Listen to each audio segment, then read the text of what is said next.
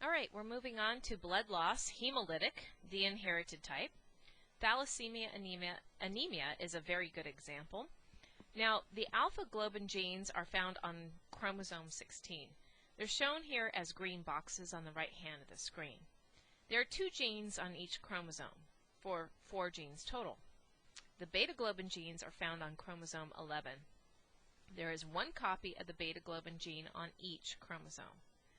Let's first talk about alpha thalassemias. With alpha thalassemias, we need to think about how many of these 4 genes would need to have a mutation that would lead to no alpha gene protein synthesis. Now stop and think. If only 1 alpha gene was mutated and rendered the gene inactive, you have 3 others as a backup. That's redundancy. So a person who is a silent carrier of a single alpha globin gene mutation, they're going to be asymptomatic. That means, that's what we mean, I should say, by silent carriers. Even if they have 2 genes of the alpha globin genes mutated, the person will have alpha thalassemia trait and they will exhibit very mild hemolytic anemia. However, if we get 3 of the genes mutated out of the 4, what happens is you're now going to have an unstable aggregate formation.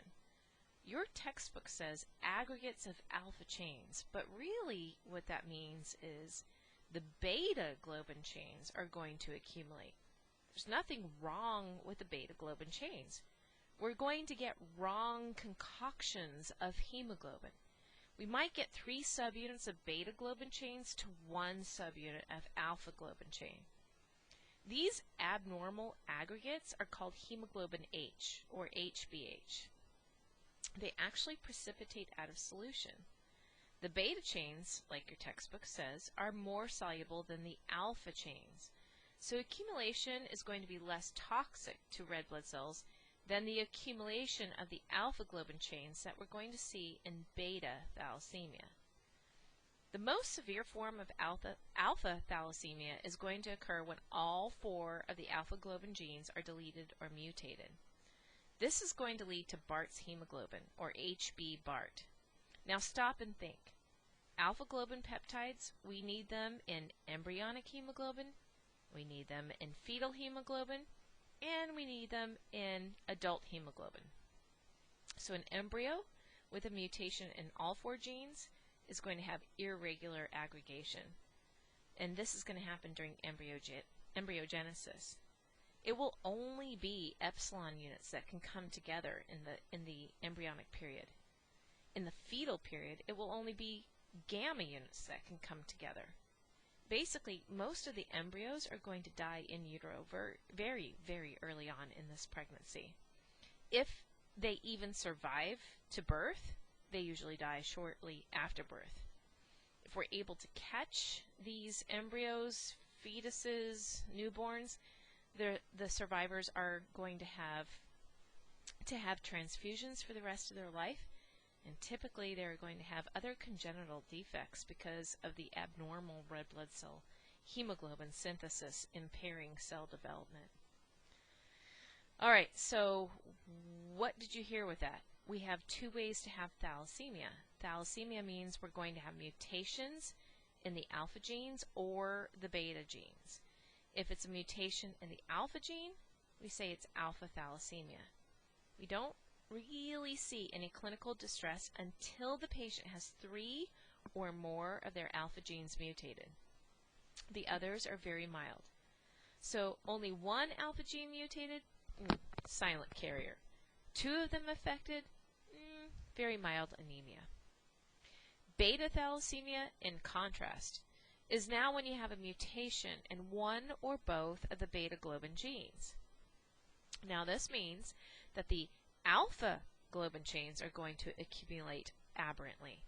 The alpha aggregates are much, much more toxic, and they precipitate out much more readily than the beta globin aggregates that we saw in the alpha thalassemia. So the alpha chains denature because they group together aberrantly. They form precipitants, and these are called Heinz bodies.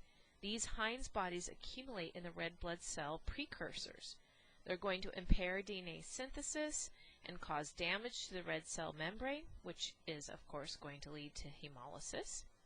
So the cells are hypochromic, microcytic, and their MCHC is also decreased. Again, MCH down, MCV down, and MCHC down.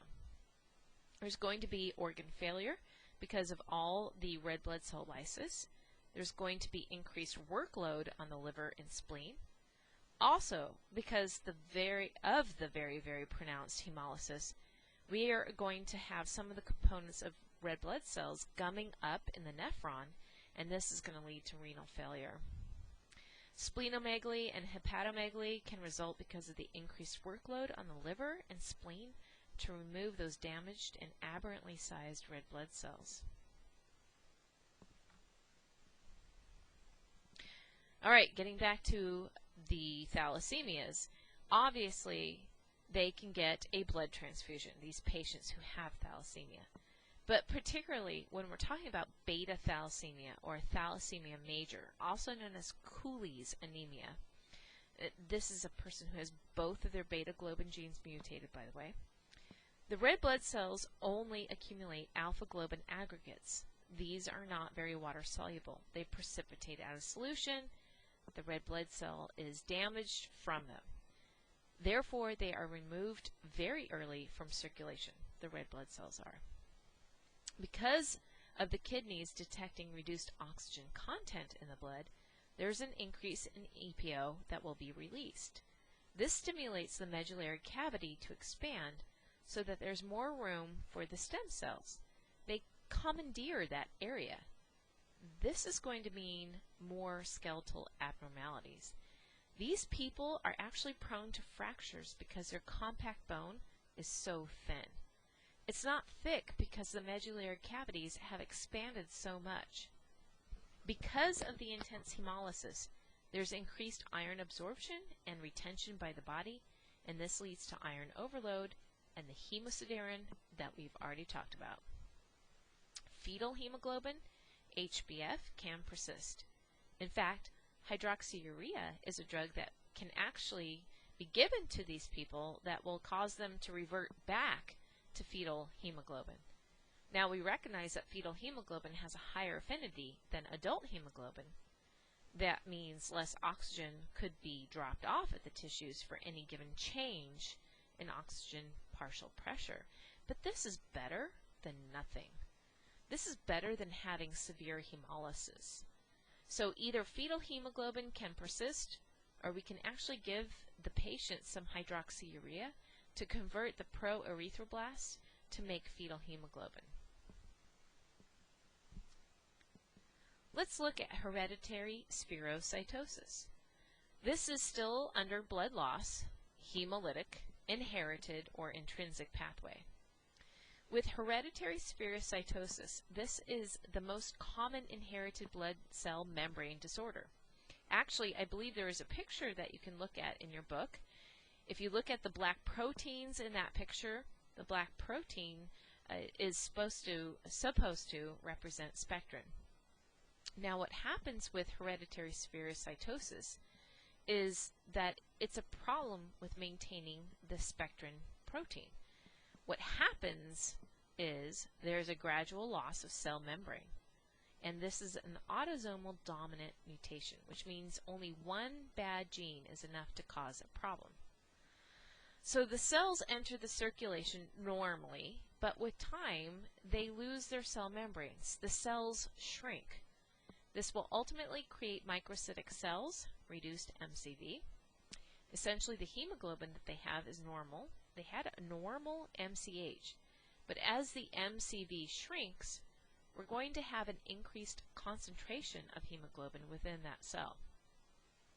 So if you were thinking of yourself sitting in a classroom, and think of you and your fellow students as hemoglobin, and the walls of the classroom as the cell membrane. Well, if the walls started to move in on you, wouldn't you all be moving your desks closer and closer? Wouldn't you all be more concentrated? This is a perfect analogy for the changes seen in hereditary spherocytosis. You, the number of students, the amount of hemoglobin, does not change. You're not being lost, but the volume you are found in is decreasing. Therefore, your concentration goes up. We can treat hereditary spherocytosis with a splenectomy, and basically that means we're removing one of the two sites, the other being the liver, where red blood cells are removed from circulation. These red blood cells can carry oxygen just fine. The anemia is resulting from their aberrant size. They're round and they're small, so they can't maneuver through the reticular fibers as easily. Therefore, they are removed at a greater rate than being produced. Next, I'd like to talk about sickle cell anemia. Sickle cell anemia is also under the hemolytic inherited column. This is a genetic defect in the beta globin chain, a different genetic defect than what we saw for beta thalassemia.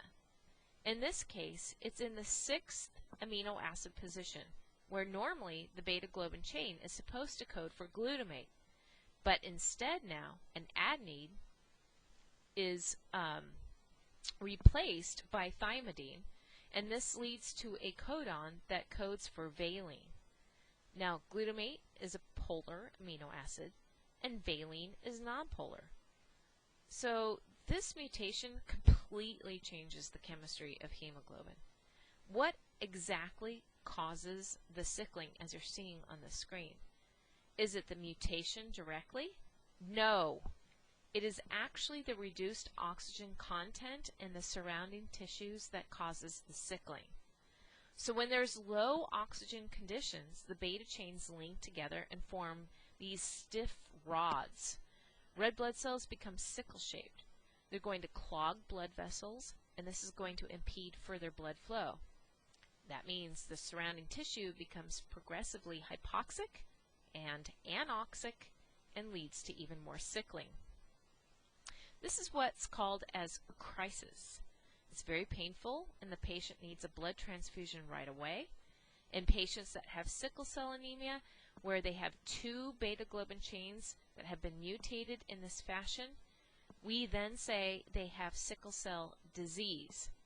When they fall asleep, they can have a crisis. Why is that? When they fall asleep, they have fewer respirations. There's actually less oxygen content in your blood as you fall asleep. When that happens, these people can have a sickling event. Now, the type of hemoglobin that contains the sickled mutation is called HbS. That stands for sickle cell hemoglobin. These cells are normochromic. The amount of hemoglobin, although aberrantly made, is still normal quantity. The cells, when they are not sickled, are normocytic, normal size. But when they are going through an episode or crisis, they are poikilocytotic. That means they're going to have abnormal shapes. When they're in these abnormal shapes, they are easily ruptured. That means hemolysis is occurring. Here is a picture of chromosome 11. We have a copy of the beta globin gene. We have actually 2 copies total, 1 on each chromosome 11. These genes are codominantly expressed. That means we don't use one or the other. We actually have gene expression of both. So let's say a person has 1 chromosome, number 11, with HbS allele, which means the mutation, the valine, is being substituted for the glutamate. Well, if that's the case, if you look down here at the second dash, then the genotype for that person would be HBB, and that represents the healthy allele on chromosome number 11, and HbS. That would represent the sickle cell allele on the other chromosome 11. So the mature erythrocytes would be filled with normal adult hemoglobin, because the alpha globin chains could randomly assemble with the healthy beta globin genes, or I should say chains, but also they would have HbS. They would have a mixture of both normal hemoglobin and the sickle variety. If we go down to the next dash, if the person has both of their beta globin genes mutated in this fashion, then they would only make the sickle variety of hemoglobin. That means the maturing erythrocytes would only be filled with a sickled hemoglobin. Can we actually detect a person who has sickle cell disease versus the trait? And the trait means they only carry one mutation. And compare these two to normal? Yes, we can do simple protein gel electrophoresis. This is a lot like the serum protein electrophoresis that I told you about in an earlier lecture. If you look at the bottom picture, you are seeing a gel. In this gel, we've loaded blood from A, a normal person, B, a person with sickle cell anemia, and C, a person with sickle cell trait. You'll notice that their hemoglobin chains, their beta chains, or their S chains, if that's the case, will migrate in an electrical field differently. We can compare the people with sickle cell trait or sickle cell anemia to a normal person and determine if they have 2 bad copies of their beta globin gene versus 1 bad copy. Obviously, individuals with just 1 bad copy will have some normal hemoglobin. They'll have a milder version of the disease, maybe some hypoxia, maybe upon exertion or if they're ill, maybe some sickling, but usually not life-threatening. Now, in African Americans, we actually see that there's a particularly high frequency of sickle cell trait. Whenever geneticists look at a population and they find a higher than expected percentage of them that have this bad gene, it makes geneticists say, what is it that makes having a bad gene actually serve a good role for these groups of people? There's an evolutionary advantage of malaria, or responding to malaria, that I should say, that I will discuss in a little bit. Homozygous individuals only make the defective hemoglobin. This is life-threatening. It leads to crisis, especially when they are asleep and there is low oxygen, or if they have an infection or they're cold, etc. Now, a lot like the thalassemia, we can introduce hydroxyurea to convert them over to the fetal hemoglobin. Yes, this is going to have a higher than normal affinity, but it's better than having the sickling crisis event. How can having the sickle cell trait be an evolutionary advantage? Well, let me explain. Let's start our discussion on why having the sickle cell trait can actually have a protective effect in the case of malaria. Malaria is Latin for bad air. It was named this because the false myth that the people were actually getting this infection from breathing bad air, when in fact it was mosquitoes that were flying around in that air. What happens is the female Anopheles mosquito is one of the vectors for a parasite, the Plasmodium falciparis. People get bitten by a contaminated female Anopheles mosquito, and she carries the Plasmodium falciparum parasite. The Plasmodium falciparum, one of its vectors, is the mosquito. Then it needs to finish its lifespan in the human host. So the parasite multiplies and goes through several different stages in its life cycle, and one of those stages needs to be in the liver and the human red blood cell. Then a mosquito could drink the blood from an infected human and then transmit that plasmodium into another person. This microbe is very clever because it invades our immune system by completing its life cycle in our red blood cells. And that means our white blood cells won't detect it. They won't detect any foreign antigen. It's hidden. What does erythrocyte sickling have to do with a protective advantage over malaria? Well, It's the parasite's disadvantage, really.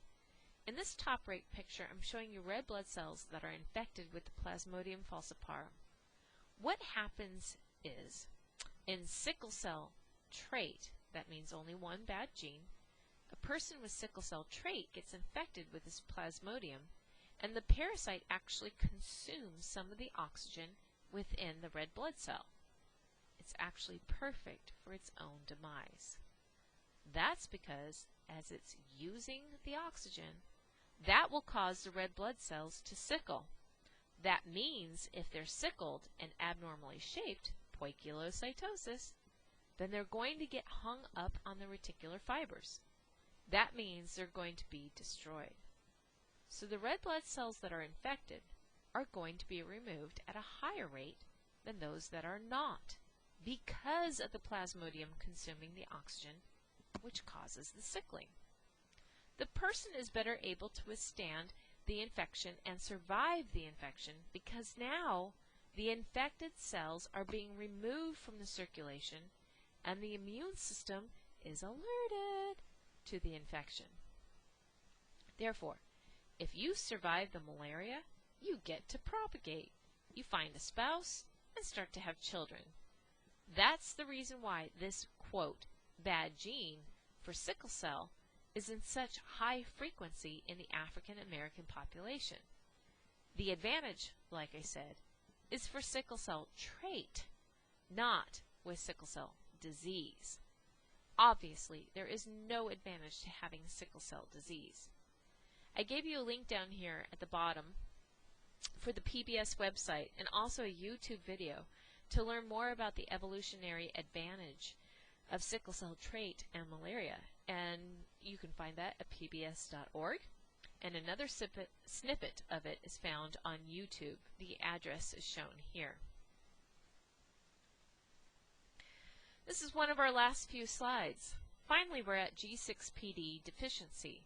G6PD stands for glucose-6-phosphate dehydrogenase, and then deficiency, meaning you're deficient in that enzyme.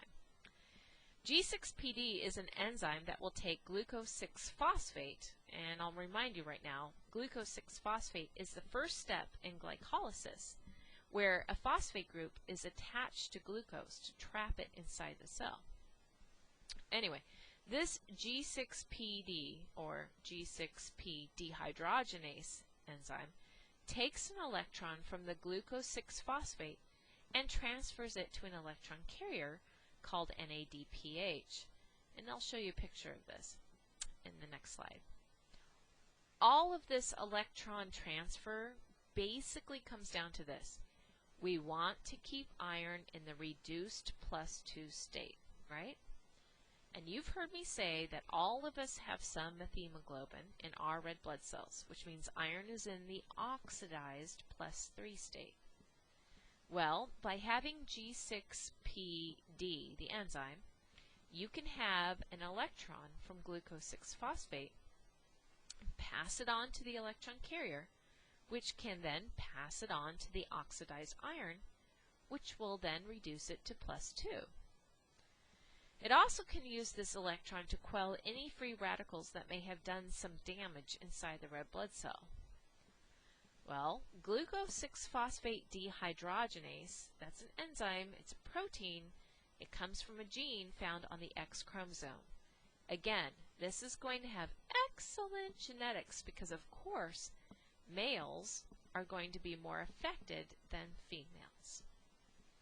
What does this picture of Hannibal Lecter have to do with G6PD? Let's listen and learn. In this video, you hear, a census taker once tried to test me. I ate his liver with a nice Chianti and some fava beans. Let's listen.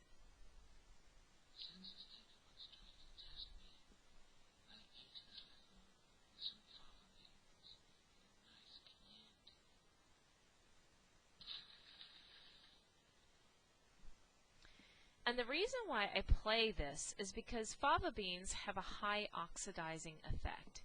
If you eat these types of foods, they're high in oxidants, and you will have more cellular damage. And if you think about a person who has G6PD deficiency, they're less equipped to handle that oxidative damage. That means they'll get more and more methemoglobin. They actually have to watch what they eat and reduce their intake of, say, fava beans. There seems to be a high proportion of people of Mediterranean descent that have this deficiency. So they need to be mindful of what they eat, and certain types of drugs like anti-malarial drugs can cause an increase of oxidative damage. Anti-malaria drugs are going to cause oxidative damage to, specifically, the Plasmodium falciparum and cause its death. But you have to be careful of using these anti-malarial drugs because there's a significant population of African and Mediterranean populations that would be overly sensitive to that drug, such as primaquine. For those of you who watch MASH, or used to watch MASH, there was an episode where the physicians in the unit were treating Klinger because they gave him an anti-malaria drug and he ended up with severe anemia. And it was because he had G6PD deficiency. It took them a while to figure out what that's what he had. So they were treating all his signs and symptoms, and they didn't think he was of Mediterranean descent. Whereupon further questioning from him, they realized that he was, and that he had this genetic disorder. What does G6PD look like on a molecular level? Well, if you look at these pictures on the right-hand side, first of all, look at the top one. We see glucose entering an anabolic pathway. This is the pentose phosphate pathway, or hexose monophosphate pathway. It has many different names. This occurs in the red blood cell. Again, this is an anaerobic way for the red blood cell to make ATP. If it can't make ATP through aerobic mechanisms because it lacks mitochondria, we're going to see that glucose here is turned into glucose 6-phosphate, which traps the glucose inside the red blood cell. The next enzyme is to convert it into another product. Well, in this conversion, the enzyme takes off an electron and passes it to an electron carrier known as NADPH. The NADPH form is the reduced form. Now, this is going to transfer an electron to an oxidized glutathione molecule, and it will be reduced. The reduced glutathione is shown up here as 2GSH. That reduced glutathione can then pass on that electron to a free radical, shown here as a hydroxyl group or hydrogen peroxide. The same picture down below that's colored is the same as the one above. Look, what you're basically seeing is a transfer of an electron to ultimately balance out a free radical, or in the case of methemoglobin, to reduce the +3 back down to +2.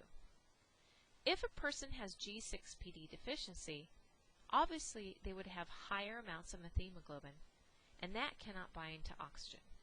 That would mean the person would have reduced oxygen carrying capacity, which means they would have anemia. Additionally, the accumulation of free radicals would cause more cellular damage, and cellular damage to the red blood cell would almost certainly assure it to be removed from circulation at a much higher rate. Coming up later this week, a very brief lecture on disorders of white blood cells. I'm primarily going to focus on Hodgkin's disease and non-Hodgkin's lymphomas. Okay, until I see you again on the internet, have fun.